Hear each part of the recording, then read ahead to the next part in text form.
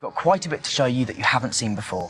Walking onto the set of The Philosopher's Stone was a dream come true for Daniel, Emma and Rupert.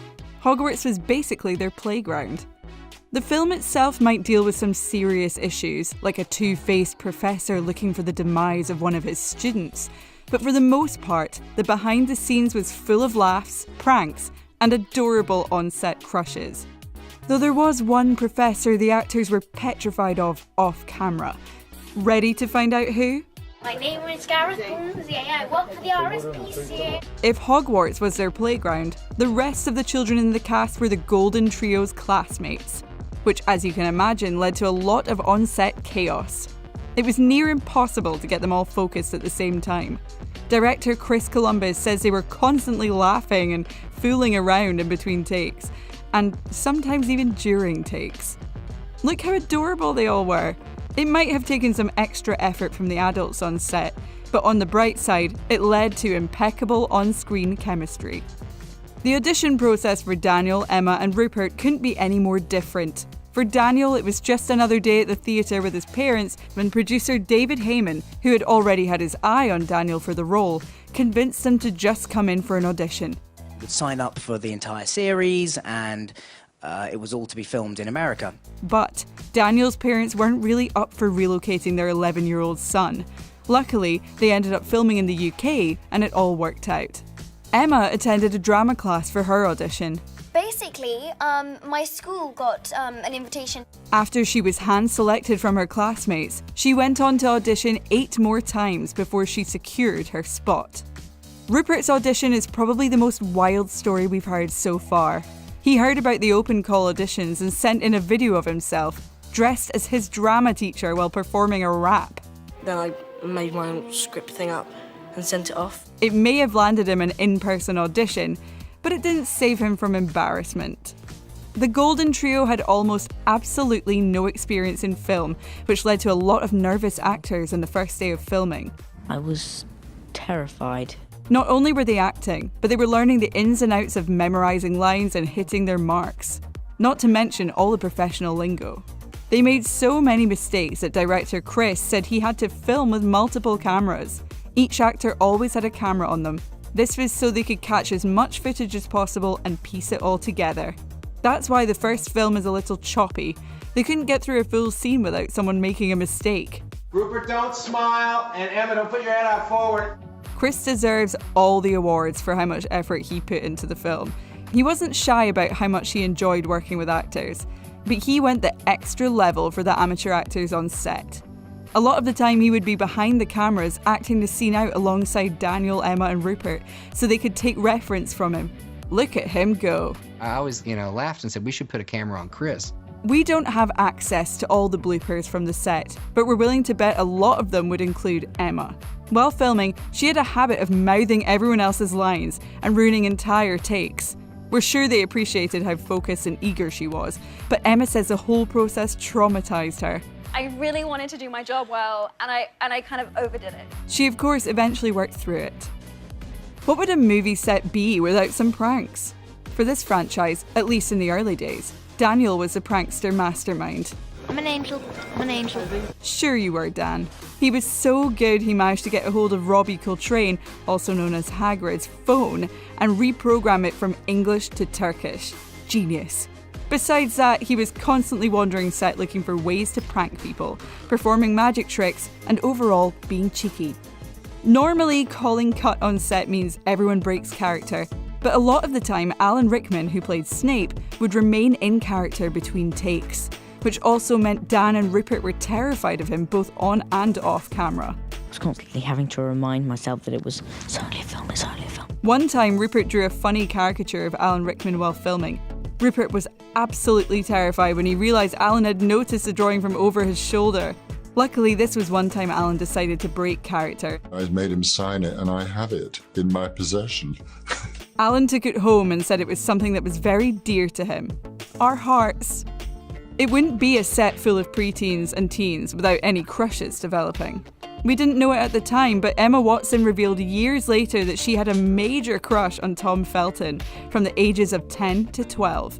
We love a bad guy, and he was a few years older, and he had a skateboard. And that just did it, really. But Tom would refer to her as a little sister, and she had her heart torn in two. A lot of people wondered why they wrote out Hermione's huge buck teeth in the script. Well, it was because Emma Watson couldn't speak properly with them. Teeth test. Teeth test. She did multiple camera tests with them, and even filmed one scene with them that made it to the final cut. But ultimately, it just didn't work out.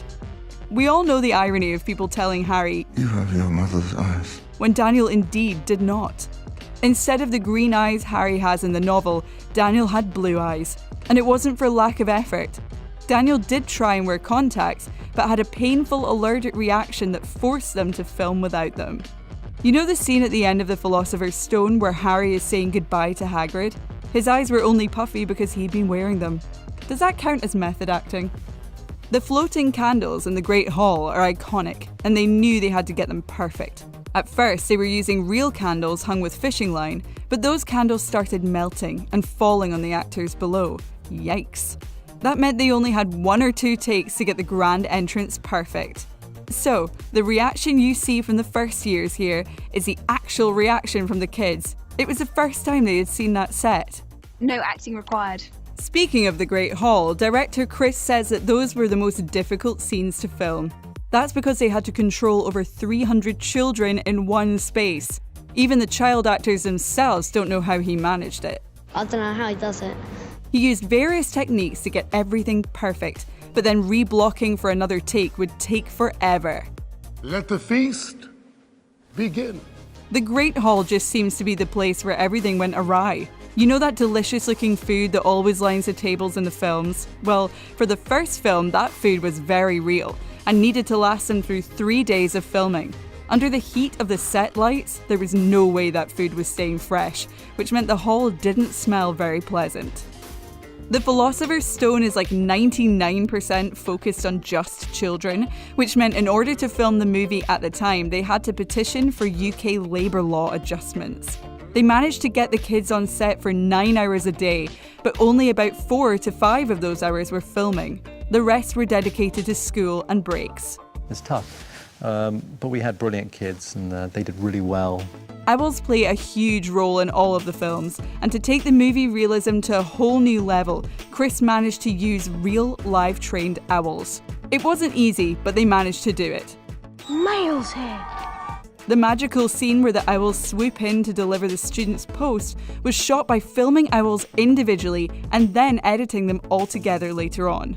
Owls are beautiful creatures, but they are difficult to train. Filming a Harry Potter movie might sound like a magical experience for a young actor, and it was. But it was also a huge challenge. After the huge success of the first film, the cast and crew came back for the Chamber of Secrets raring to go. But when it came to balancing schoolwork, tons of CGI, a cast of hundreds, and everything else, filming the second Harry Potter movie was no easy feat. We're taking a look at some of the most amazing behind-the-scenes moments from the Chamber of Secrets. You might think that the young actors and hard-working crew would have been given a break between filming the first Harry Potter film and the Chamber of Secrets, but nope. They started shooting the second movie only 2 days after the first premiered, and coming back to work was like getting a big family back together. After getting all of the introductions out of the way in the first movie, the second time around allowed them to not only make the Chamber of Secrets more funny, but also way darker and far more action-packed. The director, Chris Columbus, was so excited to be able to direct more of the action, and Daniel Radcliffe was definitely on board when it came to making the audience laugh. While they mostly stuck to the script, a few key lines from the Chamber of Secrets were actually improvised. First, the hilarious moment when Malfoy turns to Goyle, or Harry disguised as Goyle, and says, "I didn't know you could read," was made up by Tom Felton because he forgot his line. And secondly, when Jason Isaacs says, "Potter will always be around to save the day," he came up with it on the spot. Luckily, Daniel Radcliffe was right there with him, as his response, "Don't worry, I will be," was totally off the top of his head. According to Daniel, all of the flying car sequences took around a month to film, which meant that he and Rupert were trapped together in a tiny car for 4 weeks. Luckily, he thought Rupert was hilarious, and the two kept each other laughing. even after flying right into the Whomping Willow. Oh yeah, that was really fun. It's clear that they had a great time because Dan said, Those were some of the best filming days, I think. and they had only just begun. Rupert and Daniel weren't the only ones who became fast friends, because it turns out that even though they might be rivals on screen, Dan and Tom Felton, who plays Malfoy, actually get along really well. But we're not really enemies, we love each other, really. They had a lot of fun filming their Quidditch scenes, spending hours hanging from the ceiling in front of a giant blue screen, joking around between takes. After the huge success of the first movie, they were able to spend a little less time worrying and a lot more time having fun on the set of the Chamber of Secrets, even doing things that seemed like the complete opposite of a good time. For example, the scene where Ron has to throw up a bunch of giant slugs might be a nightmare to most of us. But for Rupert, it was a whole other story. They tasted quite nice, actually. They even let him choose the flavor. 3 new big characters were introduced in the second movie: Lucius Malfoy, Gilderoy Lockhart, and of course, Dobby. But this movie was made before the days of motion capture and super realistic CGI, so acting opposite Dobby was actually a big challenge for Daniel Radcliffe. Challenging on the part of the visual effects team and challenging on the part of Dan Radcliffe. Dobby wouldn't be created until after the movie was filmed, so he spent the entire time acting opposite an orange ball. Nowadays, they might shoot the entirety of Hogwarts on a green screen, but back then they did almost all of it for real. One of the most complicated tasks was building Dumbledore's office, which took over 250 people to do, for just that one room! Along with building the space, they had to commission a handful of different artists to paint all of the portraits and paintings that hang on his walls.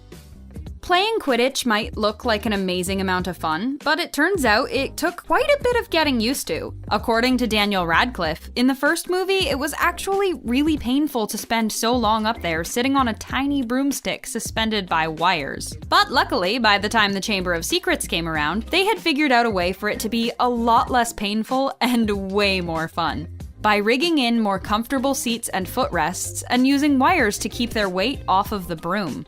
According to Chris Columbus, the main trio quickly went from actors with no experience to seasoned professionals from the first movie to the second. I've developed as a person so much, everybody on set has. Everything got a little easier and started to flow more the second time around. And what once took 10 to 15 takes to nail down only took 3 or 4 on the Chamber of Secrets.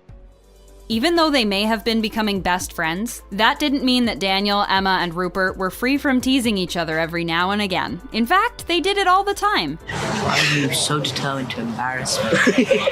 Because they were all growing at different rates, they were all racing to keep up with one another, especially Emma, who was the only girl in the group. But don't worry, Rupert and Daniel didn't gang up on her, and she could totally hold her own.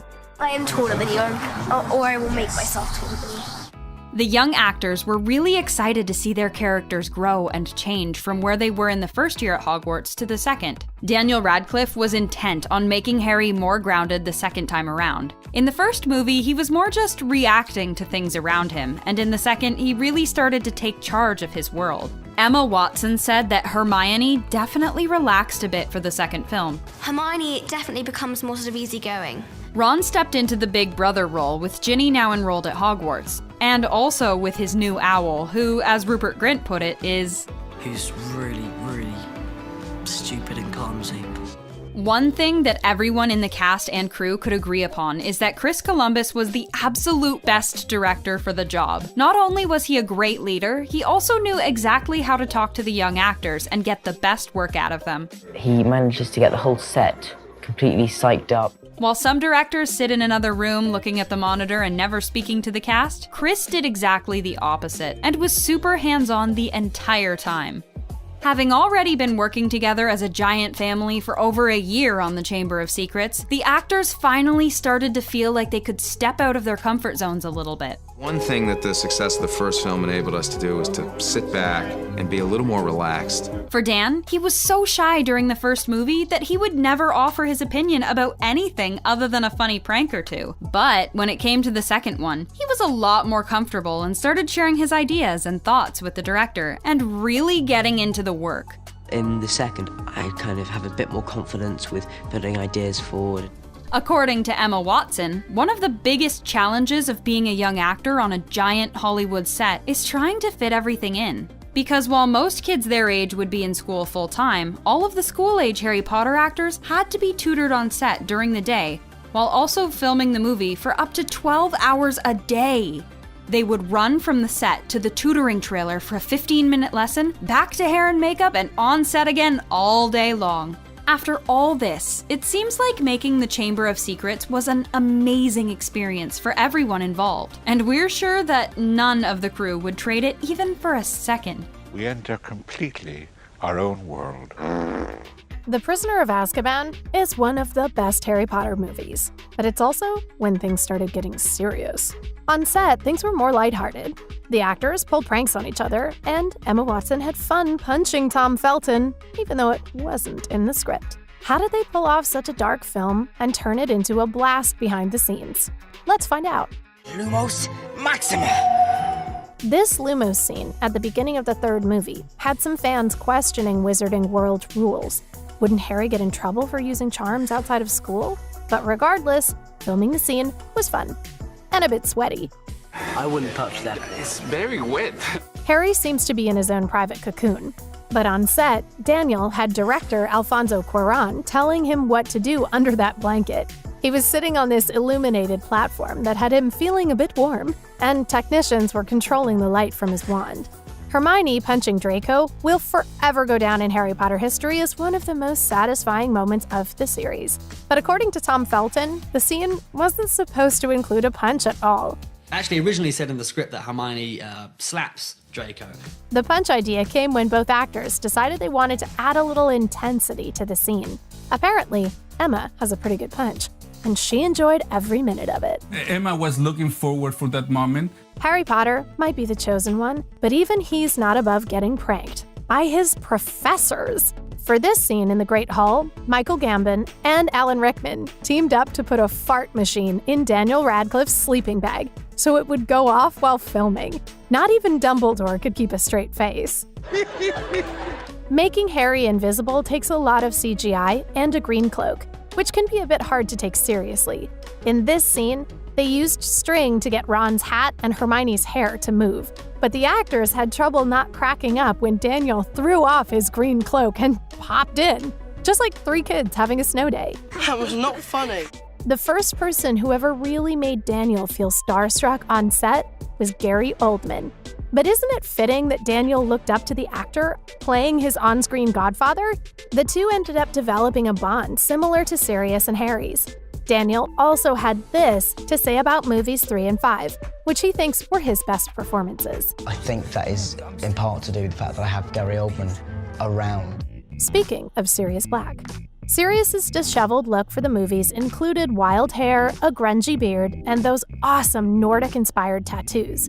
Even though his body art was never mentioned in the books, Alfonso Cuarón and Gary Oldman decided to make the character theirs. I look like I've escaped from prison, don't you think? Oldman came up with Sirius's hairstyle, while Cuarón designed all the tattoos himself. As director, Alfonso Cuarón came up with a lot of the film's vision, even though he had never even read the series before getting hired.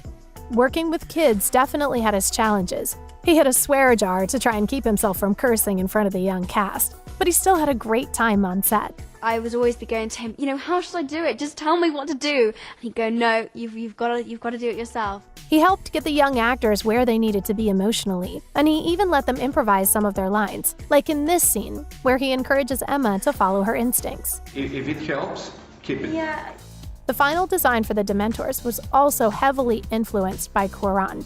The crew tried a lot of different techniques to get them right, like having them on strings, then puppeteered in the water, before they finally settled on CGI. I was a little hesitant about CG, so I wanted to do everything old school. It's the slow movement, extra long cloaks, and layers of fabric that end up making the final result so perfect. Isn't he beautiful? Say hello to Buckbeak. Prisoner of Azkaban introduced us to Care of Magical Creatures and Buckbeak. But creating the hippogriff behind the scenes was both fun and challenging. The animatronic model really moves and was made of hand-cut and painted feathers. It took a huge team 4.5 months to create 3 of them for filming. Check out Daniel riding this motion rig on set so they could later finish the scene with CGI. Alfonso Cuarón seems to be full of good advice and always knows exactly what to tell his actors to get a good performance. One tip he gave Daniel was to picture his celeb crush, Cameron Diaz, in a bikini during scenes like this, when he needed to look shocked or taken aback. And it worked. Another fun fact is that Emma Watson's crush was actually on set with her. She admitted she had a bit of a thing for Tom Felton. He was a few years older and he had a skateboard. Rupert Grint loved feeling like a family while filming the movies, but he admits it felt a little suffocating at times. He even compared it to Groundhog Day, because it felt like coming back and doing the same thing over and over again. He revealed on the Armchair Expert podcast that Prisoner of Azkaban was actually the very last Harry Potter film he ever watched, and he's never continued past that point. Daniel has also admitted to having some issues with anxiety and getting used to fame, but he doesn't regret his experience. Everyone always expects me to not want to talk about it or anything, but I really don't mind. As for Emma, she almost did a very Hermione-like thing and quit when she was 16 to focus on her education. During the first few movies, the cast had to do their homework on set between takes, and even at their Hogwarts desks. But for the third movie, the director decided to merge their homework and character study together. There's a famous story about Cuarón assigning the trio to each complete an essay about their character. Of course, Emma did the most by writing an amazing paper, while Daniel did the bare minimum, and Rupert didn't finish his at all. So please, I've done it. So I have mine. The next day Emma comes in with all 16 pages of hers. Being in school also made their schedules pretty crazy. Each day when filming was done, they had to go to tutoring. Everybody go off to lovely school. This Whomping Willow scene was fun to film, and maybe just a bit dangerous.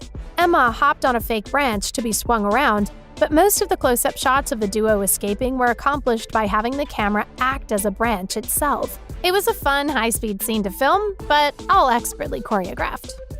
Lupin transforming into a werewolf in the movie is impressive, sure, but it's even more impressive watching him transform behind the scenes. There were a lot of prosthetics involved. Watch yourself become unrecognizable was exciting. They filmed half the scene before putting him in makeup and then continued as he was turning. They also had to create this very convincing werewolf suit. We're in the Shrieking Shack, aren't we? For scenes in the Shrieking Shack, the crew didn't just rely on CGI. Instead, they built an actual moving frame so that it would seem like the shack was swaying and creaking while the actors were inside. But it was also a lot safer than filming in a real abandoned building. Welcome to the Night Bus, emergency transport for a stranded witch or wizard. Did you know that the Night Bus is actually a real bus? And they really drove it around London. Check out these quick turns and all the swaying that would definitely make passengers a little queasy.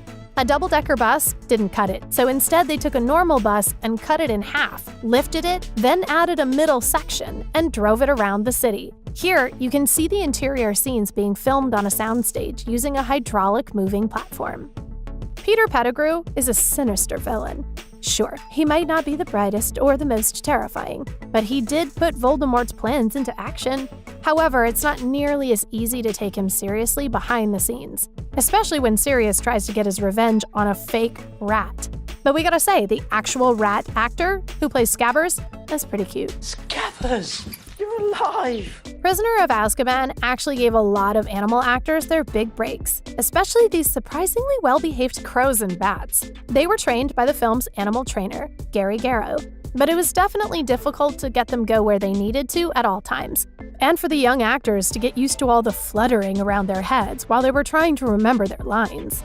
Another interesting fact, Crookshanks, whose real name is Crackerjack, by the way, has such nice fur that they had to add these clumps to it before filming. Have some jelly and put it on his eyes to make them look all weepy so he's not so handsome. What about the cast that almost was? Hogwarts almost had a different headmaster, with both of these white wizards, Sir Ian McKellen and Sir Christopher Lee, being considered to play Dumbledore in the third film. But it was Richard Harris who passed away after playing Dumbledore in the first two films who ultimately had the final say. He wasn't a big fan of McKellen's, so the actor decided out of respect not to take the role. Christopher Lee was focusing more on playing villains at the time, so he passed too. Instead, we got Michael Gambon, who brought the perfect amount of wisdom and charisma to scenes like these. And he had a good time doing it. Happiness can be found even in the darkest of times. Prisoner of Azkaban was filmed on location in Scotland, where it rained for 28 days straight. Sets were constantly being washed out. The actors had to be followed around with umbrellas, and they even had to use helicopters like this one to fly in gravel to fill in areas that had been wiped away by all the water. But one perk to all that rain was that it created a constantly gloomy and gray tone, which ended up being perfect for the movie. The Yule Ball is first and foremost a dance. You might think that battles, monsters, and magic spells would have been the biggest challenges behind making Harry Potter, but one unexpected scene proved to be the scariest of all: the Yule Ball. I think I'll take the dragon right now. That's right. By the time the Goblet of Fire rolled around, the cast and crew were already total pros at filming those big, complicated action scenes. But dancing, dressing up, and romance? Well, that was a whole other story. You'd think that having to pretend to cast spells, fight enormous dragons and other magical creatures, and survive countless near-death experiences would be the toughest parts of acting in Harry Potter movies. But it turns out that there was one thing that terrified the actors more than any threatening obstacles they had ever faced before, and that was... What? Dancing.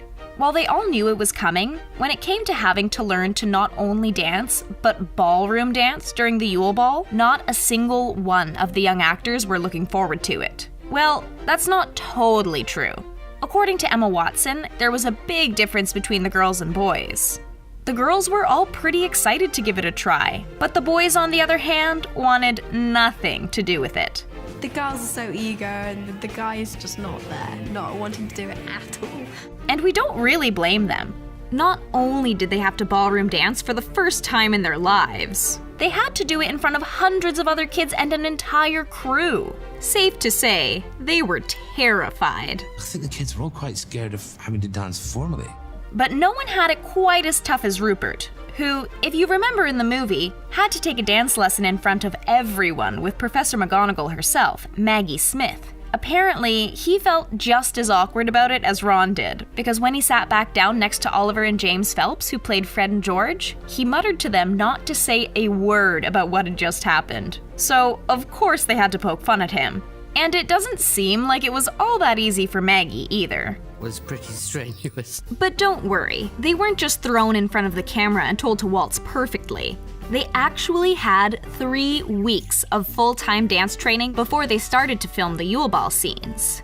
Working with professional ballroom dance teachers and choreographers definitely helped them get the steps down. But that doesn't mean they all turned into mini Zac Efrons, prancing around with all the confidence in the world. Oh no. Many of the actors still would have passed on the dancing entirely if they were given the chance. Matthew Lewis, who plays the notoriously awkward Neville Longbottom, definitely didn't relish the whole experience of learning the complicated ballroom steps one bit. Luckily for Tom Felton, he knew that he wasn't the only one out there who was feeling a little foolish, and that everyone around him was feeling just as silly as he was. So it wasn't all bad. While everyone else was getting the hang of it with weeks of group training, poor Daniel was so busy filming other scenes that he was actually only given 4 days to catch up and learn the moves before they were set to film. And not only does he have to dance, he has to dance in front of the entire school with the other champions. So the pressure was really on for the young actor's first ever dance scene.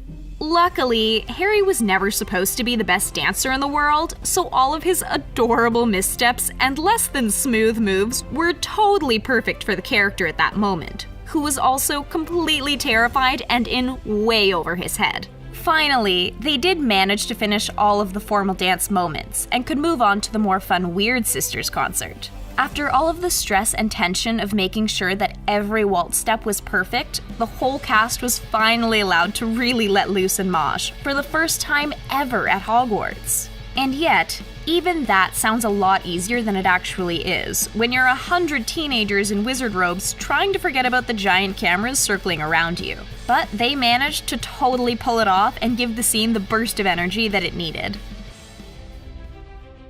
One of the things we love about the Harry Potter movies is that we got to watch the characters really grow up over the course of 8 movies. And that goes for the actors too, which is really what set The Goblet of Fire apart from all the other movies that had come before. For the first time, the actors and the characters were teenagers, and that brought on a ton of changes, which became very obvious when it came time to film the Yule Ball.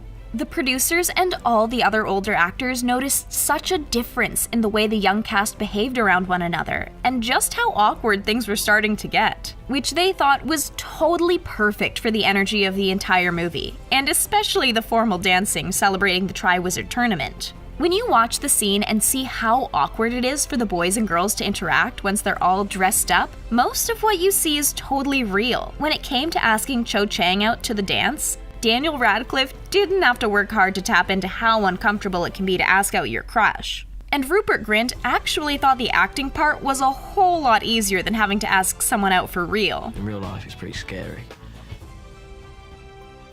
There is really no way for us to talk about the Yule Ball without talking about the awesome costumes that made the whole thing come to life. The costume designer knew that fans' expectations were going to be really high for this moment, so she and her team worked hard to bring a high level of fantasy to the big screen. And there is no doubt that the entire cast were really excited to get to change out of their school robes and into their finest dress robes for a night. Well, almost the entire cast. While everyone else got to dress up and look their best, we all know what happened to Ron. I'm sent me a dress. And it's safe to say that Rupert Grint wasn't all that happy about it either. But there was one reveal that did take everyone's breath away. In a good way. When Hermione first stepped out in her pink gown, a lot of fans were a bit disappointed that it wasn't the blue they had imagined from reading the book. But what they didn't know is how many different versions of the dress were designed, before finally settling on the light pink one that really suited Emma Watson's version of Hermione the best. It wasn't all glitz and glamour, however, as Emma tripped on her long skirt and almost fell down the stairs on her first take.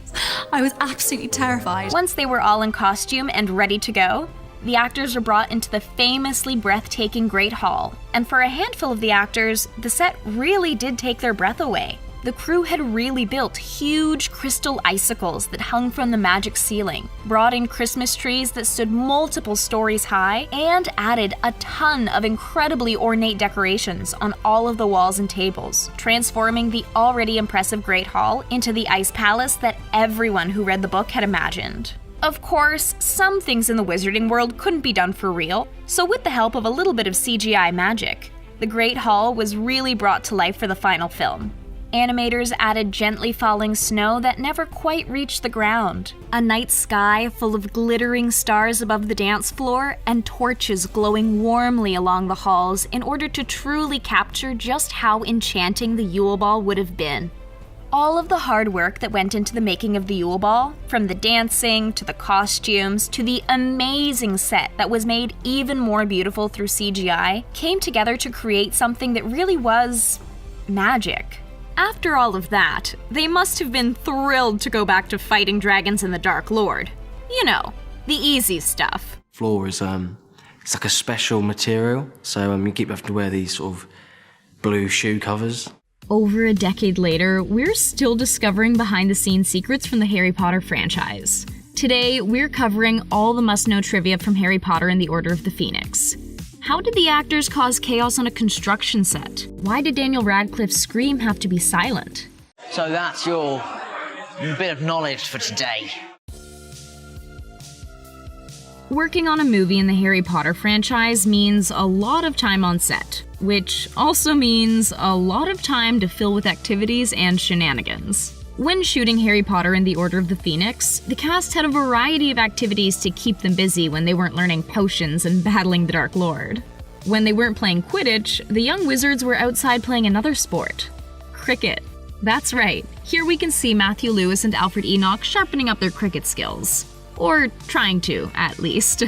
We wonder how often they took homework breaks. Got some in for one of the tutors, which I haven't done. Daniel Radcliffe and Gary Oldman didn't just bond on screen.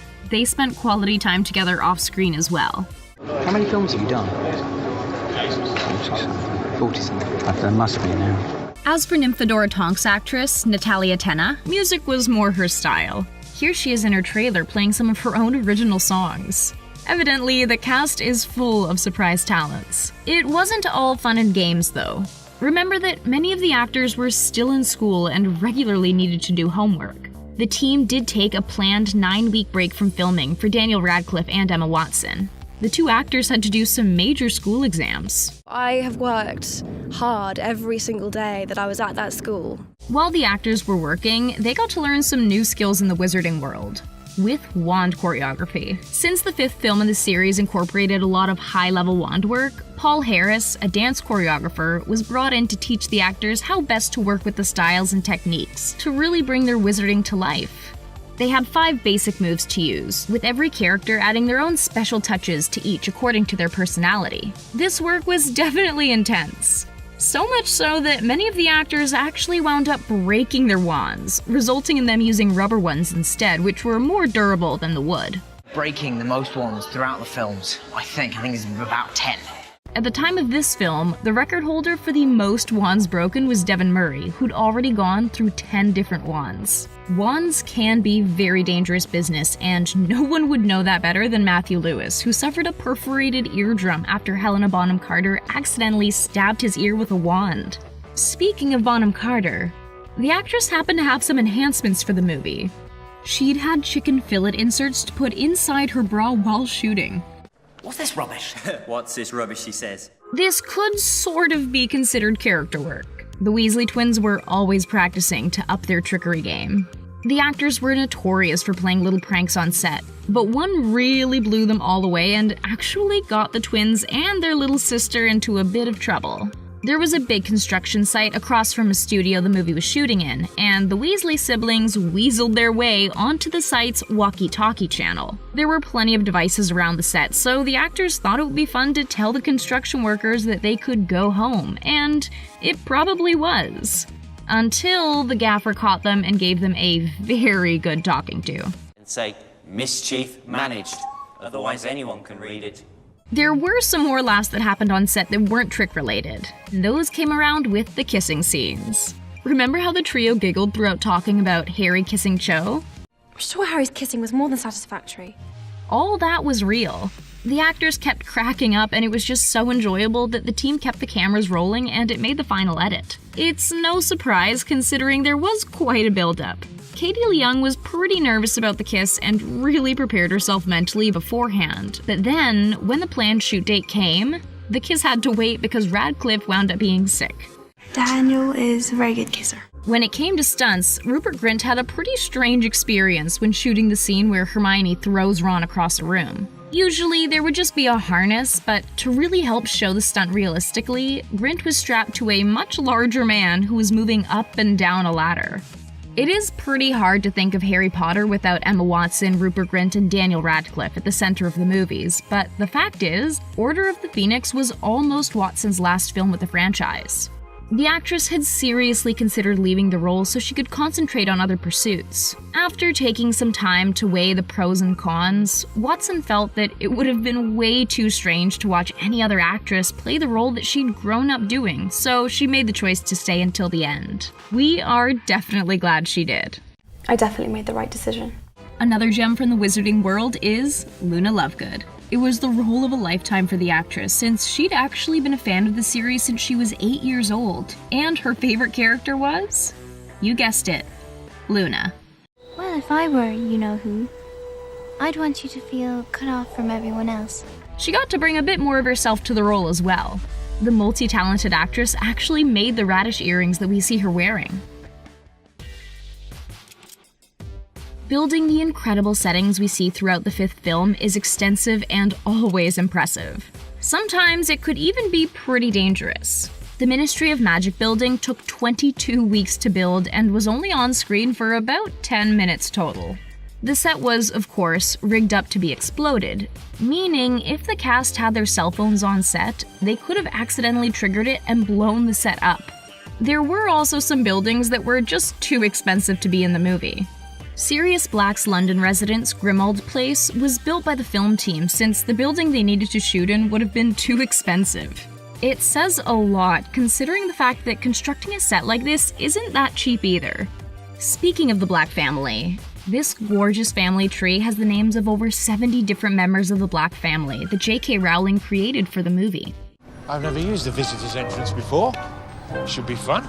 The Ministry of Magic was brought to life with two very different techniques: painted cardboard and full-on CGI. While pretty well every setting in the movies is epic, the Department of Mysteries, where this wild battle takes place, was actually the very first shot in the movies to be entirely created with CGI. We don't blame them, considering how major that cleanup would have been. Get back to the door! We're a bit surprised the team didn't choose to use CGI for the 30,000 individual tiles that were added to the Ministry set by hand. The so-called tiles were actually made out of cardboard covered in very thick paint, as real tiles would have been far too expensive. The ingenuity of the team doesn't stop there, though. How does Mad-Eye Moody manage to ride a broomstick with a prosthetic leg? A specially customized broom. Instead of the stirrups the other actors used, actor Brendan Gleeson rode a broom that had posts at the front for his legs and a seat for him to sit on. Stay in formation, everyone. Don't break ranks. One of our absolute favorite references in the whole movie has to be Harry's nod to a beloved character, Remus Lupin. You know, the very first time I saw you, Harry, I recognized you immediately.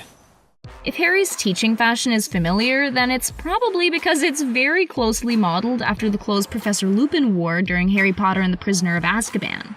Radcliffe brought the idea to his producers because he thought it would be a good way to pay respect to the professor he'd looked up to so much. People like me are, well, let's just say that I'm used to it by now.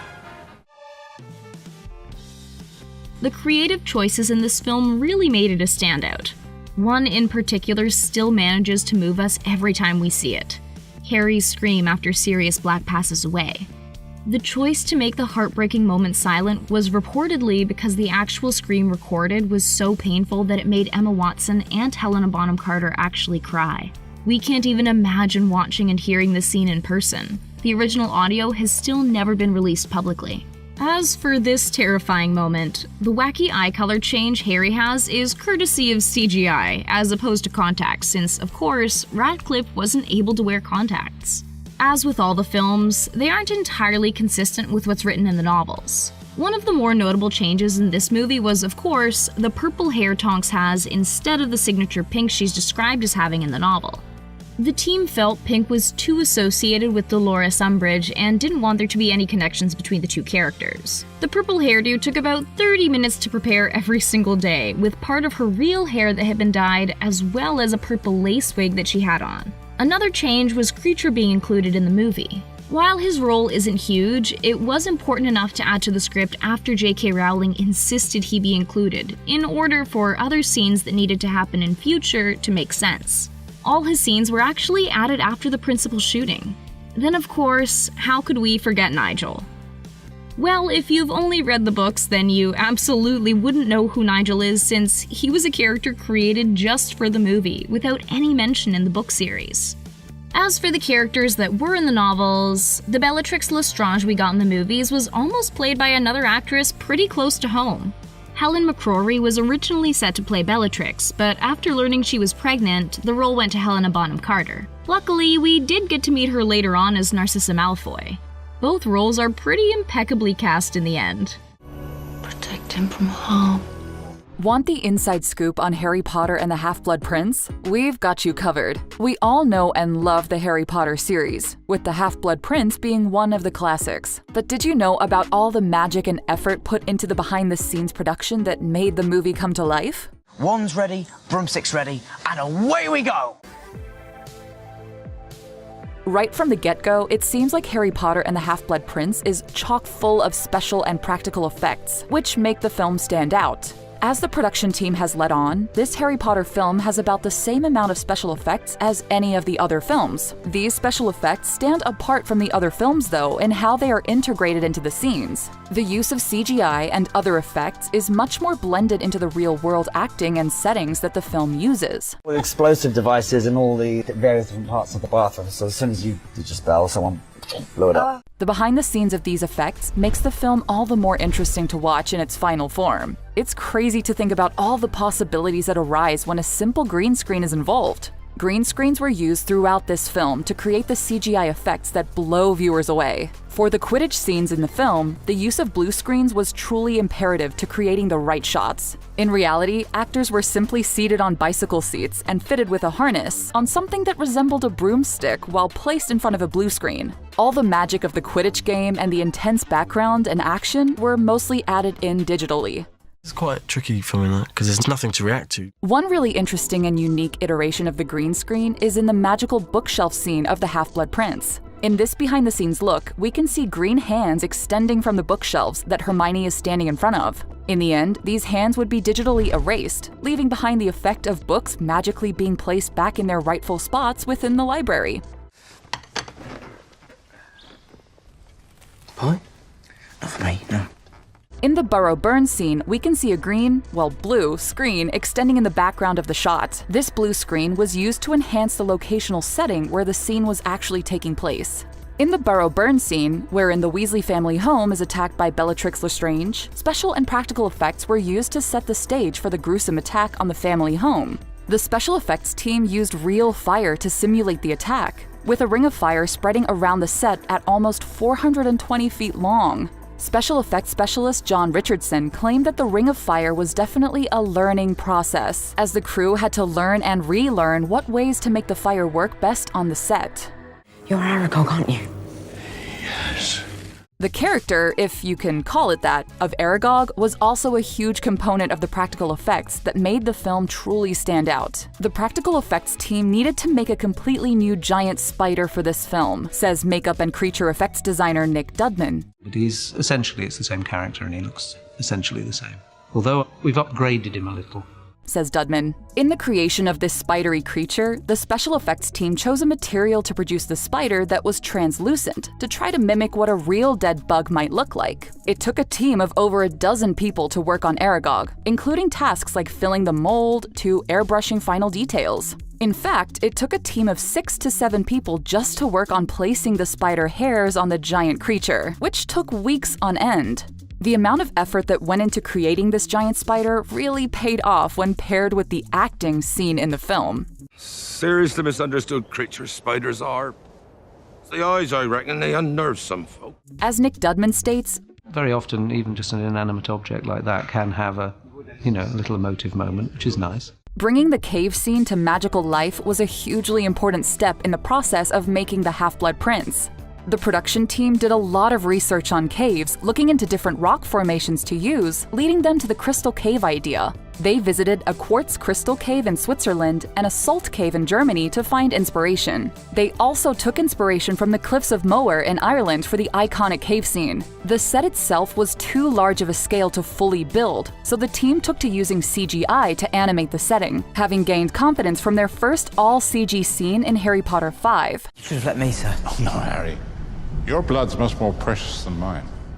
As the film opens, the viewers watch as Death Eaters make their way through both the Wizarding World and the Muggle World, tearing apart a pedestrian bridge as they fly through the sky. It's interesting to take an exclusive look behind the scenes of the making of this scene, as a lot more went into it than one might initially expect. What you might not have figured out about this scene is the insane amount of effort that went into getting those soaring shots through the British skies. It took the use of one helicopter and one stabilized camera to get the perfect shot, and then, obviously, quite a bit of CGI magic to place the Death Eaters within the scene.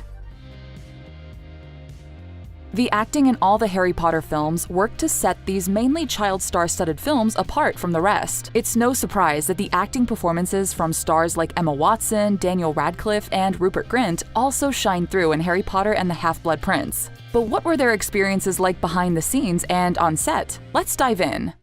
Don't you trust me? Let's start off with the acting involved in Harry and Ginny's love story. The blossoming of Harry and Ginny's romance takes a central role in The Half-Blood Prince, with the first kiss shared between the two counting as a pivotal scene in the film. As the actors behind the kiss dished, it wasn't as smooth and romantic in real life as it seemed in the film. When everyone comes in and have a look at the scene, lighting all the crew, it's a bit embarrassing, but I think after a while, you just gotta accept it. Daniel Radcliffe revealed that the kiss scene was a bit awkward for him since he knew actress Bonnie Wright, who plays Ginny, since she was just a child of about 10 years old. So, it's a bit weird doing all that, but it's fine. This scene was the very first one that Bonnie actually shot on set, making the tension almost palpable to the young actress. She stated that, "I think the first time is always the worst, but after that it's just like any other scene that you're filming, so it was actually easier than I realized." Harry was also involved in some behind-the-scenes goofing with co-star Emma Watson. In the magical library scene, Watson hit Radcliffe over the head so hard by accident, he even said, "You can really hear the crunch of paper on bone." You're laughing because you hit me so hard, aren't you? Okay. Similarly, Lavender and Ron's kiss scene was also filled with a bit of tension and awkwardness. It's just such a weird sort of thing. You've got everyone watching you and it just doesn't feel very... This kiss scene was at a whole new level of weird in comparison to Harry and Ginny's, because it took place in front of dozens of extras. Daniel Radcliffe in particular was extremely excited about this kiss scene, making a point to be present off camera while the smooch took place on screen. I don't think Rupert had done a kissing scene. That was entirely new territory for him. Talk about friends cheering each other on. Jessie Cave, who plays Lavender, revealed that it was actually the most awkward to film the rehearsal scene when it was just her, Rupert, and the director, because that was much more intimate of a kiss than the one in front of the cast was. She claimed that the awkwardness of the kiss was not really a big deal to her, but her true fear when kissing Rupert... I was more concerned anyway about honestly chipping a tooth. I really was worried. Another interesting, yet much more serious note about the acting during The Half-Blood Prince was Maggie Smith's health during filming. The actress who famously plays Professor McGonagall in the series was actually undergoing breast cancer treatment during the time of filming. She was working on set while undergoing chemotherapy at the same time, which was no small feat, as the actress said she was in pain constantly and also feeling deathly sick. Smith tried to make light of the situation and is even quoted saying, "I was hairless. I had no problem getting the wig on. I was like a boiled egg." It's clear that the special effects and the actors both worked to make this film truly special. But what about the rest of the production team that also made the magic of The Half-Blood Prince come to life? It's clear that the production decisions from the screenwriters to the director worked to make this chapter of the Harry Potter series truly special. The director of Harry Potter and the Half-Blood Prince, David Yates, truly shared a unique bond with the actors on set, making their relationship, as well as his professional choices, inherently important to the production of HP6. Not just for me as a storyteller, but also with the actors. I wanted to see them play more comedy. Some of his decisions were a bit controversial, despite his general popularity among the actors on set. It's been revealed that screenwriter Steve Kloves actually argued back and forth with Yates over whether or not they should include more pensive memory scenes showing Voldemort's background in the movie. Yates ended up actually vetoing the writer's wishes, opting for less of the Voldemort flashbacks to be included in the film. Who are you? Well, I'm like you, Tom. I'm different. Prove it. Film editor Mark Day was also a big player in the creation of The Half-Blood Prince, and his decisions also influenced the way the film came out for sure. With a total of 5 editors for the Harry Potter series in total, Mark Day has stuck around to edit 2 of them. In total, Day worked for 14 months editing the film, making decisions when to cut to different shots within a scene and being responsible for more than 1,700 edits within the film. Editing is very subjective, and so what you may think is a good cut, I may not. Not only do the director and editors have big roles in the production process, but so do lesser acknowledged team members like stunt specialists. They're in charge of all the Quidditch acrobatics that the actors have to perform, including some of these impressive and not so impressive saves made by the keeper Ron Weasley behind the scenes. And we can't forget the important makeup artists, like Amanda Knight, who make all the magic of the story really come to life before our eyes. As we can see here, Amanda transforms actress Emma Watson by giving her the dark mark with a temporary tattoo. I'd have to say, it would be a wonderful way to travel in a sidecar. As the iconic Harry Potter film franchise was closing in on its climax, the set provided plenty of pulse-racing stunts and heartfelt send-offs. Today, we're covering the must-know moments from the Deathly Hallows Part 1. How did they pull off the 7 Harrys scene? What was the final day on set like? I was so upset on the last day. I really was. Everyone was. Much of the Deathly Hallows Part 1 takes place in the real world, or the Muggle world for you wizards out there. And in order to pull that off, the production found itself filming all over the UK, and having the cast perform in these very real environments. but some sequences were a little too dangerous for actors to do themselves. That was the case for Harry's dangerous ride with Hagrid to the Weasley house. While Daniel Radcliffe was in the sidecar for a shot or two, the rest of the time it was his stunt double, Mark Maley. I'm yet to travel more than about 3 meters in it, but those 3 meters were some of the funnest I've ever had. 7 identical motorbikes were built for different stunts in the scene, including for flying, flipping upside down, crashing into the water for the landing, and traveling as fast as 40 miles per hour in the actual Liverpool Queensbury Tunnel. Even though Radcliffe missed out on these stunts firsthand, he found the bright side in being represented by Maley. And also a plus side of having Mark W is that he's legendary for having a very, very nice bump. The location for the set of Godric's Hollow was dictated largely by an actual cedar tree. Production designer Stuart Craig found the tree in the garden at the legendary Pinewood Studios and built the tiny town with it in mind, using it as the centerpiece of the graveyard. The crew also did quite a number on resident Bathilda Bagshot's creepy home, lining the rooms with dusty boxes, clothes, and even making books that the character had written herself. Inside Bathilda Bagshot's home, Daniel Radcliffe did his own stunts when taking on Voldemort's pet snake, Nagini. To give Daniel the experience of being attacked by CGI Nagini, the stunt coordinator Greg Powell used a pole with a boxing glove tied to the end to poke and push Radcliffe.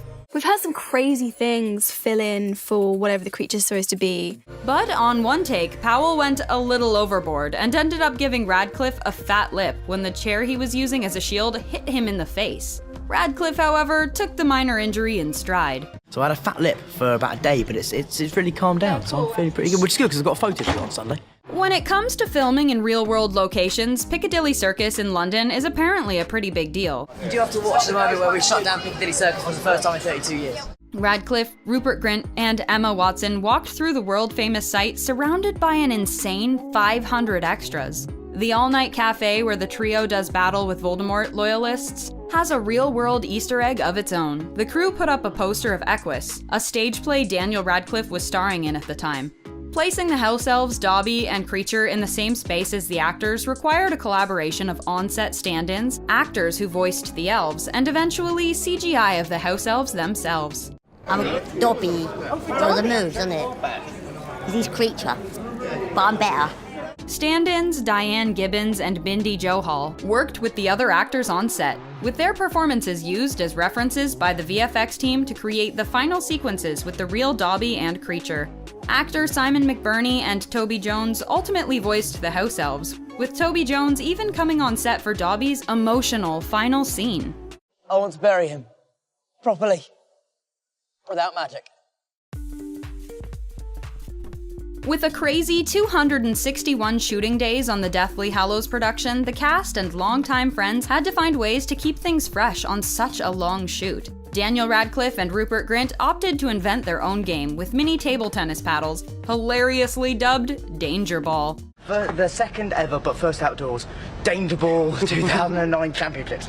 Rupert Grint managed to find time to goof off on set as well. Grint and his off-screen twin brothers, Oliver and James Phelps, could usually be found messing around on segways and sneaking into the studio at night. We've actually been kind of riding our bikes all through the set. And before filming Wrapped, Rupert, the Phelps twins, and Draco Malfoy actor Tom Felton got a chance to go golfing together, though some were definitely worse than others. It's not a very good golfer, actually.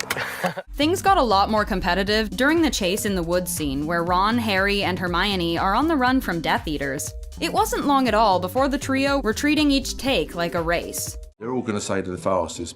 I am. Emma said Emma, probably, didn't she? She's wrong, I'm faster. It got so competitive that director David Yates had to remind them that the most important thing was what was best for the film, and not who was the fastest. But Daniel was more than happy to settle it once and for all at a later date. Call it red carpet next premiere, we'll do it, we'll have a race, man. Make it 100 yards, I'll do it. When it came time to do Harry and Hermione's steamy kiss, Ron wasn't actually there to see his own Horcrux-induced vision. The intimate scene required that both Daniel and Emma be topless and covered in silver paint. So in order to make the two as comfortable as possible, everyone who didn't need to be on set for it wasn't, including Rupert Grint. Watson confirmed the decision, saying, "They did, yes. It was a closed set, and it was awkward enough without having tons of people come and watch." The first of the original cast to wrap for good was fittingly the Dursleys. This isn't just goodbye, boy, is it? This is farewell. Fiona Shaw, Richard Griffiths, and Harry Melling were the first, along with Radcliffe, to film for the Harry Potter series 10 years prior in The Sorcerer's Stone, or Philosopher's Stone, depending on where you are in the world. In the time since, the family's relationship had evolved off-screen as well, with Radcliffe and Griffiths acting together in a stage play, and Melling and Shaw doing the same. While the epilogue from Part 2 was the final scene, it was not the last thing that was filmed. The final day of filming was done at Leavesden Studios, the same place where they started on the first film 10 years before. Big space at the back has been reserved for me, so that's what I have to do today. After the final shot, which had Harry, Ron, and Hermione leaping to escape the Ministry of Magic, the crew surprised them with a heartfelt video chronicling the past 200+ days on the production. I've loved every minute in it, and thank you all very, very much. Daniel Radcliffe really got a chance to show off his acting chops when he was tasked with playing 7 versions of Harry that were being impersonated by 7 different characters. 7 Harrys, this is the most complicated scene in the world! In order to pull this off, Radcliffe was coached by each actor on their characters' mannerisms and movements. It was really fun. It's bloody confusing though. He managed to impress not only the actors, but David Yates as well. Dan plays women really well, actually. While Radcliffe pulled them all off splendidly, he did take to some quicker than others, specifically Emma Watson's Hermione. Harry, your eyesight really is awful.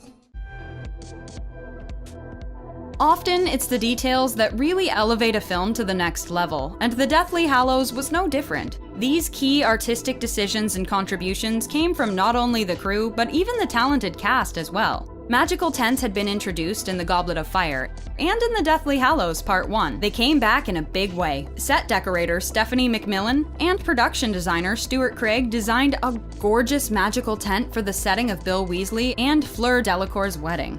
You know, they've got the lights that hover and the tables look good. It is definitely a French influence. In stark contrast to the grand purple wedding tent is the tiny plain tent Harry, Ron, and Hermione travel with for the bulk of the film.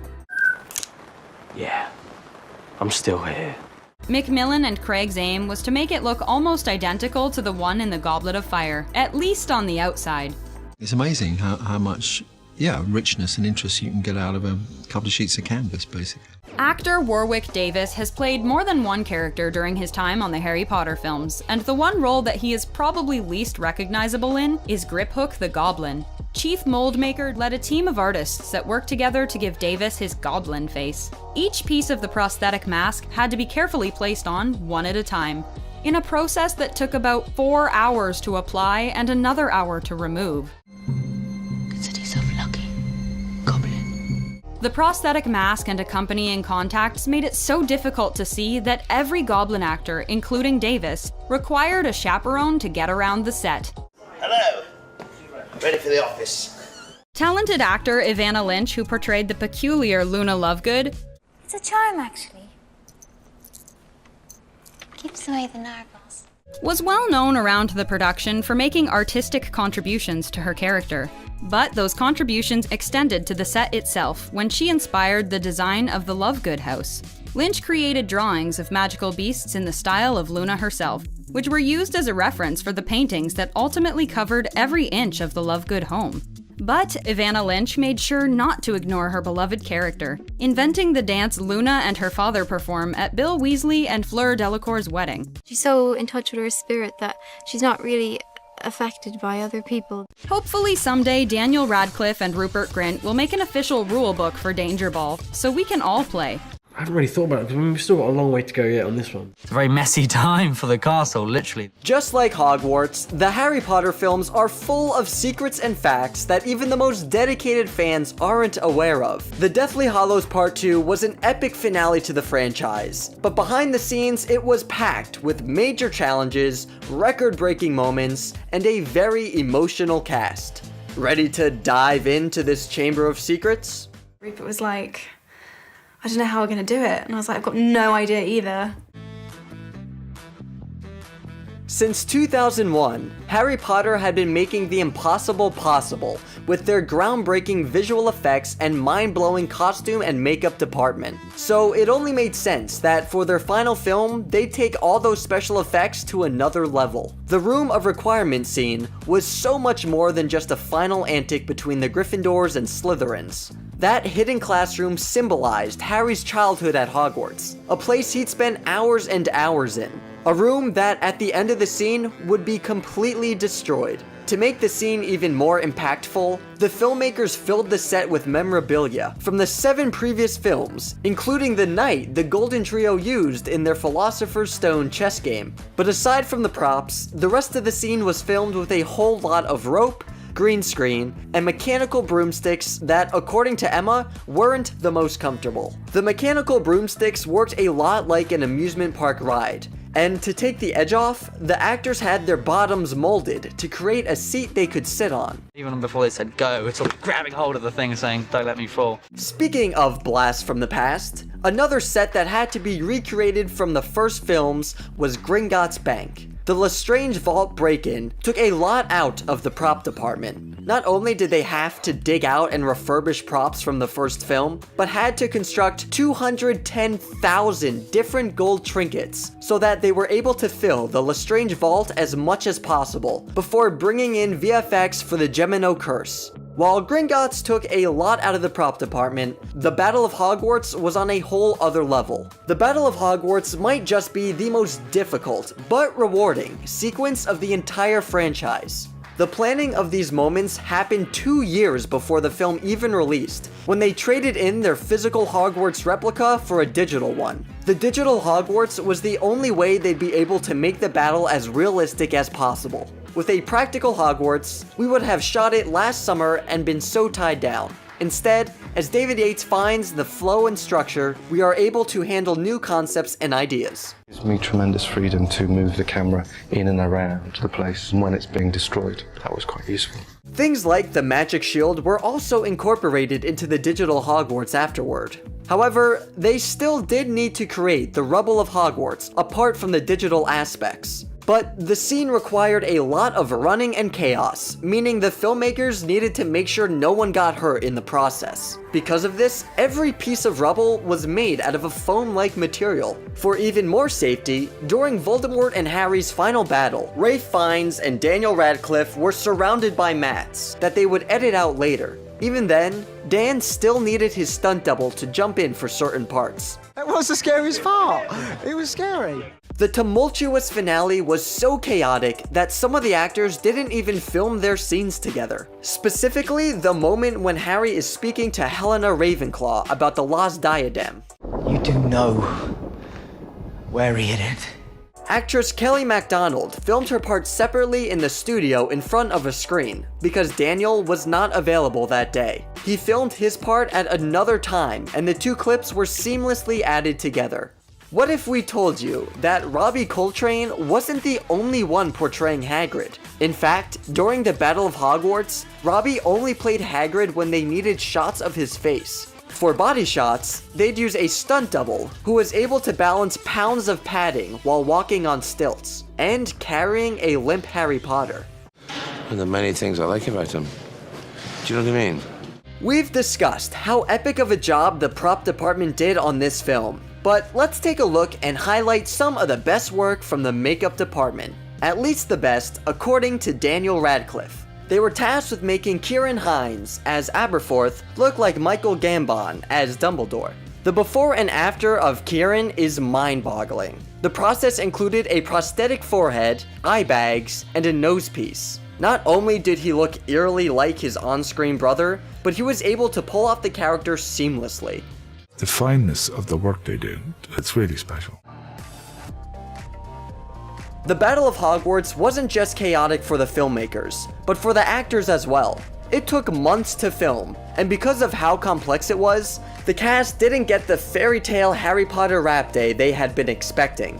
While the Battle of Hogwarts was the last scene for many of the cast, they would all rap sporadically. Each day after calling cut, the names of cast members who were rapping that day were read off of a list. That is Alan and David Thewlis' last day on Harry Potter. And Tom Felton said there wasn't even time to get emotional because of how bizarre it was. Even actor Mark Williams called rapping pretty underwhelming. In a state of slightly heightened consciousness. Because any minute now, you're going to have to go. Poor Rupert didn't even get to be in the final cast and crew picture because he wasn't on set that day. Instead, they included a cardboard cutout of him. But for Rupert, it wasn't the final cut that made him the most emotional. It was cleaning out the dressing room he'd spent the last decade in that did it for him. He said he found toys in the room from when he started the Harry Potter journey at just 11 years old. And it made him realize that saying goodbye to Potter also meant saying goodbye to his childhood. It's kind of been my life every day, every hour. It's what it's all been about. He wasn't the only one thinking that way either. Matthew Lewis also had plenty of moments of reflection on how much he'd grown alongside Neville and how much he cherished each moment, except for the fat suits he had to wear. And they said, okay, we're going to have to do something about this. And that's when they came up with the idea of the fat suit I had to wear for several years. In between farewell speeches and tears, Daniel, Emma, and Rupert still managed to exchange some heartwarming wrap gifts. Emma bought the boys inscribed personal journals. Dan got them framed pictures of memorable moments they had filming. And Rupert, he got them trumpets. Engraved trumpets. Even he doesn't know why he decided to go down the musical instrument route. Rupert gave me a trumpet which he had self-engraved. I don't play the trumpet. Speaking of memorable moments, Emma Watson shared what her most memorable scene was while filming Deathly Hallows Part 2, and it wasn't the most pleasant experience. Emma Watson says the worst scene in the entire film to shoot was when they get dropped into a lake by the dragon they're flying on. It was so cold that Rupert thought that his heart stopped. They weren't allowed to wear any clothes underneath because the next scene required them to change. She just couldn't wait for this scene to be over. Although the tone was oftentimes emotional on set, Ralph Fiennes made sure to keep everyone on their toes. How did he do that? With improv, of course. Like always, Voldemort's final speech to the students of Hogwarts and his Death Eaters was eerie and nothing short of epic. From this day forth, you put your faith in me. But it turns out that was all Rafe. Each take, he would divert from the script and improvise his speech in order to keep the rest of the cast alert and on their toes. Jason Isaacs called his performance utterly terrifying. If you thought the hug was super awkward between Voldemort and Draco, there's a reason why. Yes, it's because Voldemort is literally the most awkward being in the Harry Potter universe. But it was also because Rafe completely improvised it. It caught Tom off guard, which garnered an even better response from Tom. For Helena Bonham Carter and Emma Watson though, their scene was anything but improvised. The two actresses became extremely close on set of this film because of the fact they'd have to play one another in Gringotts. Emma took this very seriously. She wrote notes on Hermione for Helena that she could always have on her phone and even acted out the scene for her before it was time for her take. You have to call me Emma.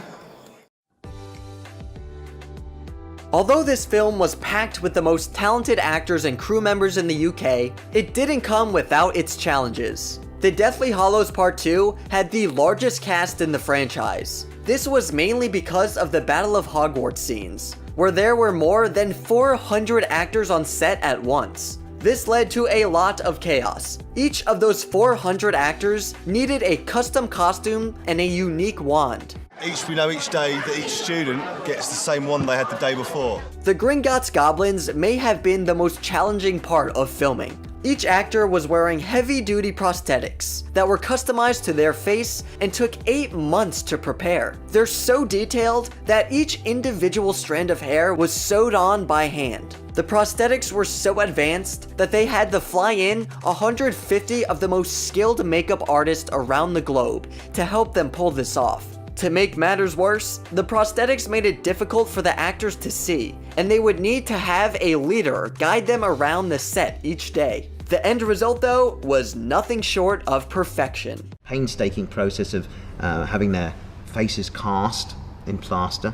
While this film had the biggest cast the franchise had ever seen, some people may be wondering why Crabbe, Draco's right-hand man, was missing from the final movie, especially because in the novel, he's the one who was meant to conjure the fiend fire that destroyed the Ravenclaw diadem Horcrux and almost destroyed himself, Harry, and Draco. However, his actor Jamie Waylett, got in trouble with the law for illegal substances and was removed from the franchise. Instead, they replaced his character with Blaise Zambini, another Slytherin.